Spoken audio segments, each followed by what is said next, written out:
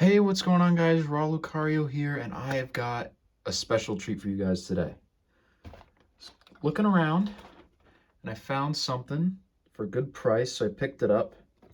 Ladies and gentlemen, this is set 7624, the Lego Indiana Jones Jungle Duel from Kingdom of the Crystal Skull. Still in box, never opened, never touched, never played with. And this is from, I was going to say 2009, but looking at the advert here that you can see on the box, they're advertising the Lego Indiana Jones video game coming summer of 2008. So this must be from 2008. The set has 90 pieces, so it's not very large, but, you know, to find any in-box Indiana Jones set at this, I mean, this is crazy. And with the new movie coming out and new Lego sets on the horizon, I thought this would be a perfect time to take a peek at one. And I'm going to have to open this now.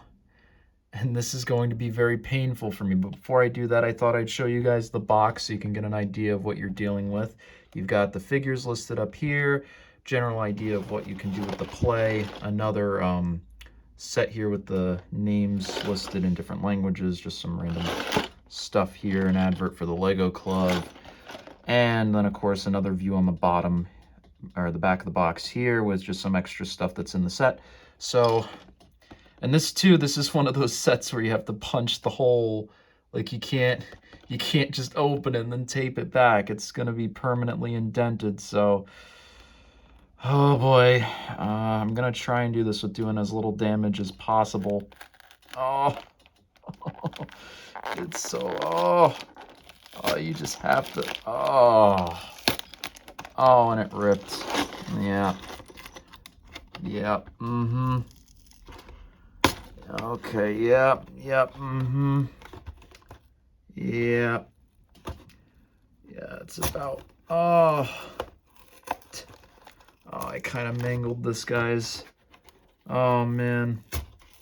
Leave a like for our fallen soldier. Okay. Let's see what we got here. Got poly bag there. So I don't think this set has numbers because it's a very small. Then we've got instruction booklet, which is folded in half. Come on, guys. And then I think we also have the tent pieces in here. Yep. Okay, that looks like all of it. So I'm going to go ahead and get this sucker built, and then we'll take a look at the build and the figures. All right, and here is the set all put together here. Pretty small. Not a whole lot going on here in terms of build. You know, it took me, I don't know, 10, 15 minutes to put this together. But there is some stuff going on here that is very interesting. Primarily this. We'll talk about this in a second, but I'll go through everything here. You have a spare little box here with just some Lego pieces in it. There's a spare little knife, a chicken, banana, and a couple gems here. Nothing really special here. None of those pieces are extraordinarily rare. I think the knife might be a little harder to get.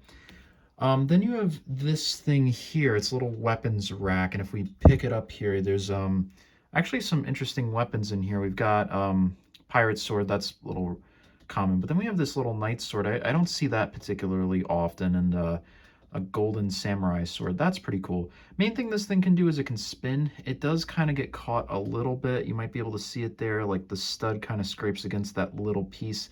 So I would just be a little careful turning that, but otherwise, yeah, you got a couple leaves here and a little sand thing, I guess. I don't know what's really going on with that. And I just broke it, so that's great. All right, so yeah, don't grab it by that fern there, but at least it's not that hard. All right, there we go. Then we have a couple spiders throughout the set here. Got one here, one here. Then I decided to put that one there just because, I guess. I don't know. Then we have this little fire pit here that, it's a neat little build. It's just one of those pieces with just these four things attached to it and a little fire sticking out. And it does make it wiggle, though. I don't know if this is necessarily the best idea there. It's kind of hard to get it to stand up straight. Then we have this table here, and the reason why I saved this for last out of the little things, this actually has a very interesting little play feature here. You have this bench, which you can move around. I decided to put it with the table. And if we look at the table here, it's kind of coming apart a little bit because of the play feature. Got a nice little lantern there, a pot, a map to the temple, and a cup. That map could be a unique print. I don't know if it was made specifically for this or not, but it could just be a map. But the main play feature here is if you were to apply pressure in the middle, the table, well, you might have to kind of get it a little loose there. If you were to kind of split it apart, it can fall and like have a little break feature. So what you have here is you have these two little yellow things here that slide into this hole. So you just slide them in like that, and then you can just have it break apart like that. Like maybe, you know, they're fighting with swords or whatever, and then like one of them does like a throw or whatever, and then the minifigure lands on the table and it breaks in part like that. So that's a cool little feature. I like it. It does make it kind of unsturdy though. There's not really a way to lock it in. It's very, very flimsy. So if you're not planning on using it for play, I would just be a little careful with that. You might be able to modify this to be just have a stud running through if you really wanted to, but I mean, for the purposes of authenticity and just, you know, coolness, I like that feature. This is something that we need to talk about, though, this tent. I'm just going to go ahead and clear the rest of this out of the way here so we can actually see it better. This tent here, this I have never seen before. And I'm going to try and be careful. I'm going to take these things off, too, just so I can hold it better. This... you guys are going to have to help me out, because I have never seen a Lego tent like this before. This is actually says 2007, so it must have been used in another set. But this is a like piece of paper that you fold in. It actually lays out flat. I think you guys saw it with the set. I can actually go into the instruction manual because it's listed as a piece. But what you have here, and you can see, it's the same on each side. You have this little window open here. One window open, one window closed, a couple patches that are different on each side, but in terms of the way it's folded in, you have these flaps, right? So what they did here is they just built a little frame that's completely hollow that has little peg pieces sticking out, and you stick these holes on the pegs, and then you fold it, and then they have this, and what you do here is you just fold these behind this, and it kind of creates the back of the tent. And then you can leave it open here so that figures can actually get in and out of it. A little bit of a shame to me that there's no actual bottom, really. You just kind of throw figures in here. There's nothing going on. Would have been nice if we maybe gotten like a little bed or a crate or, you know, just something to kind of make it feel like it's not just here. I mean, I guess you're probably not going to wind up putting figures in here anyway, unless you're playing with it. But I think it still would have been nice. And I also think it would have been nice, too, if you had a way to pin these down, because as it stands right now, they're just hanging open. And I did fold them in all the way. They just kind of do that, which is unfortunate. But really interesting. Never really seen that before. And if we take a look at the instruction manual here, I'll do an more in-depth look at it, but just so you can get an idea. That's what it looks like when it's folded out. It's just completely flat, nothing else going on there. But yeah, that's the whole set. Not really a lot going on, but I mean, it's a 90-piece set. Not really much to expect. So let's go ahead and take a look at the minifigures then. All right, so first up we have the main villain of the set, Irina Spalko. And she's made up of a very common hairpiece. Nothing really special about her. All of her prints are unique. Her or at least her torso print is. I don't know about that face. I've personally never seen this face on another Lego figure, probably because this was made right around the time they were starting to kind of put more details in figures' faces, and this is kind of an in-between sort of figure, I think, to the old, like, generic Lego woman figure where they had the blue eyes to the more modern ones where they have more detail. So not really a whole lot going on here. And as you can see, none of the figures will have back printing.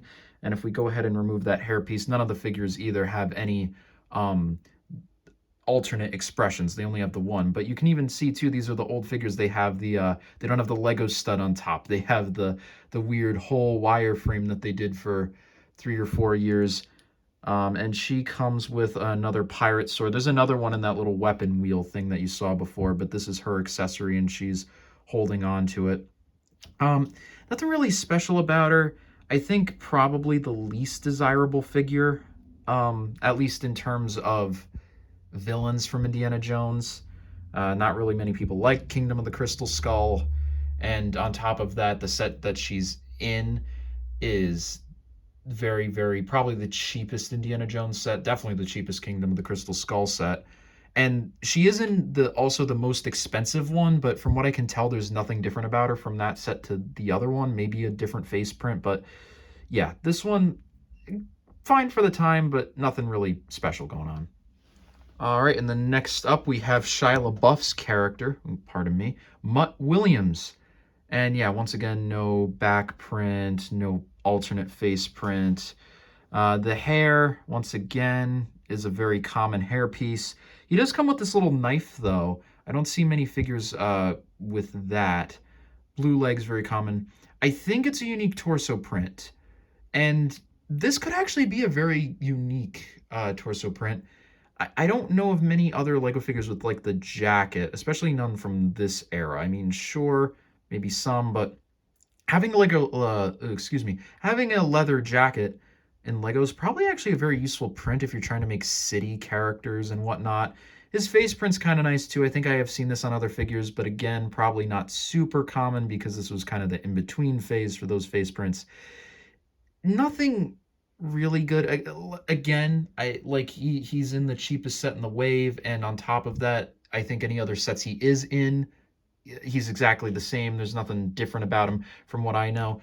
Now, granted, like I said with this one as well, I don't think that there are any differences between these two figures and the figures that are in other waves, but Kingdom of the Crystal Skull was kind of a part of the Indiana Jones theme that I don't really remember too well. So if there are any differences in this set for character prints, please feel free to let me know, because I may not be 100% sure on that, but from my knowledge, he's basically exactly the same. And then, of course, we have one more guy to look at, Indy. This has always been a great figure. You know, I mean, there's nothing really unique about him from this set. We've gotten this face print before, obviously. I mean, this has been in probably every major theme for Indiana Jones, all the way from Ark to to Skull. That face print, again, it looks nothing like Harrison Ford, obviously. Like, really, it doesn't. But to me, it looks like Lego Indiana Jones. That's one thing I worry about the new face print. I feel like it's not going to feel like Lego Indiana Jones to me when they do the new sets. But he's 100% the most detailed character in the wave. I mean, only character in this set to get leg printing. As a matter of fact, I mean, this was back in the era where leg printing wasn't really that common. So to actually get a leg printing figure from this era in a set that was, I think, out on release like $10, that's actually pretty nice. Very, very generous for Lego at the time, but unfortunately no back printing. Would have been nice, I think. He's got his classic fedora there, and the whip that apparently was made exclusively for him. I'd like someone to fact check that for me, but from what I can tell, this whip was made for Indy, although it has become a far more common piece as time has gone on. He also has this satchel here, and thing about this satchel is that you can't put the character's arm all the way down, which is a little unfortunate. Pardon me, Indy. But yeah, great figure. Not just for the time, but I think it still holds up today. It's a solid figure, and I really love it. So yeah, glad to get these 3 figures, and let's go ahead and take a look at the instruction manual and get my final review here. All right, so here's the instruction manual. Very disappointed, Lego, because I know that this could have fit in the box, not folded, and you folded it. I don't know why you did that. That just put a crease in it. But yeah, looking at the back here, we got some adverts for Lego sets coming out at the time. Star Wars, I think that's Bionicle, and Lego City, when Lego products. And then you have an advertisement here for the video game coming summer of 2008. Lego Club ad with some more stuff going on there. Then you also have a picture of the set in its entirety, along with other sets coming out at the time that were Indiana Jones themed. But yeah, these are all the Kingdom of the Crystal Skull sets, I believe. And yeah, I mean, you can see this one looks pretty cool, but she looks exactly the same in that set too, so I don't think there is any difference there really. And I think as we go on, yep, that's just all the pieces included, and then if there's anything in the front, just this weird little don't sort things. The rest is just the building instructions. But yeah, good little instruction booklet there. It's really cool to see all those adverts, but you know, nothing really crazy going on there. So let me go ahead and get this set up and give my final opinion on it. All right, so yeah, there we go. I think that this set is definitely very unique. Not very many sets like it, simply because of this piece here. I have not seen any other set use that at all. I mean, I'm sure that there must have been other sets that used it, but none to my knowledge. And, you know, it's a great little play set here. You know, you can really set it up however you want because everything isn't set up. I even see here on the box they have this crate in there. That could be something you could do with it. I didn't even think of that. But yeah, there's a lot going on here, and it's very, very different, you know. Not really a whole lot of play features going on. But yeah, very indicative of the time, I think, and just such a blast from the past to be able to open and build. It just feels so much different from anything that we get now. And yeah, I gotta give this set, you know, a 7 out of 10. I think this is a good set, especially for kids, and it doesn't look that bad to display either, you know. I think it definitely has its place, and if you're looking for an Indiana Jones set to pick up, this is probably definitely one of the ones that would be on the cheaper end of the spectrum for you. It's not going to be, you know, hundreds and hundreds and hundreds of dollars like the Nazi airplane one from Raiders of the Lost Ark. That one is ridiculously expensive. But yeah, no, this is a great set to pick up if you want a Lego Indiana Jones set from the time and just want something that's a little different. And yeah, so I guess that's really all I have to say about the set. But before I go, I just want to say, because this is my first time doing a Lego review, if you did enjoy this video, please be sure to let me know, because I would love to do this. I have some sets that I built a long time ago that are just, you know, sitting there that I'm not really doing anything with. They're great, you know, they're great on display, but it'd be nice to have something to do with them, you know, and I really did enjoy this. So if you did, you know, enjoy this set review, please be sure to let me know with leaving a like, a comment, subscribe. Anything helps, and I hope you guys did enjoy this, as I said. And yeah, I'll see you all in the next one. Goodbye.